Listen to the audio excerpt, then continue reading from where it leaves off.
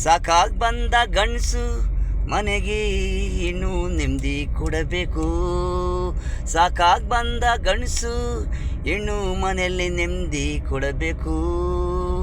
ಅದು ಇದು ಅಂತ ತಲೆ ಕೆಡಿಸ್ಬಾರ್ದು. ಸಾವಿರ ನೋವು ಇರ್ತಾವೆ, ಊಟ ತಿಂಡಿ ನೆಮ್ಮದಿ ಆದಮೇಲೆ ಇದು ಅದು ಅಂತ ಹೇಳಬೇಕು. ಎಲ್ಲ ಸರಿ ಹೋಗ್ತದೆ.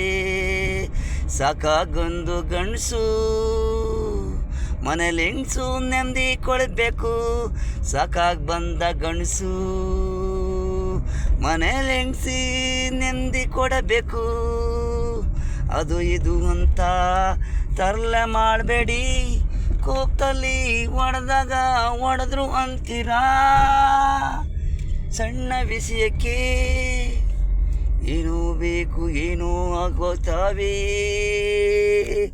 ತಾಳ್ಮೆಯಿಂದ ಇದ್ದರೆ ಯಾವುದು ಏನೂ ಆಗಲ್ಲ. ಆವೇಶದಲ್ಲಿ ಹೊಡಿತಾನೆ, ಕೈಗೋ ಮೂಗೋ ಬಾಯಿಗೋ ಬಿಟ್ಟು ಪ್ರಾಣ ಹೋಯ್ತವೆ.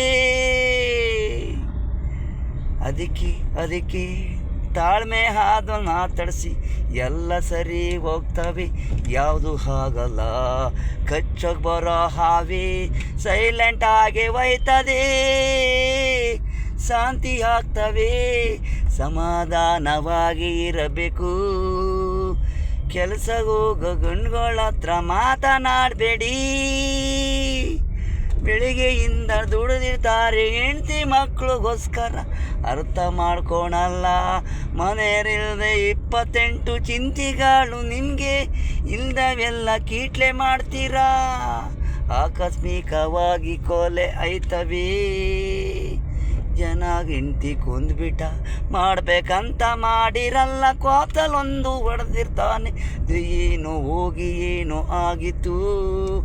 ಆಮೇಲೆ ಹೇಳುತ್ತಾನೆ ನಾನು ಹೊಡೆದೆ ಅಂತ. ಕೋಪದಲ್ಲಿ ಯಾರಿಗೂ ತಿಳಿಯದು. ಮನೆಗೆ ಬಂದ ಗಂಡಸು ಸಾಕಾಗಿ ತೊಂದರೆ ಮಾಡಬೇಡಿ. ಮನೆಯಲ್ಲಾದ ಹೆಣ್ಣು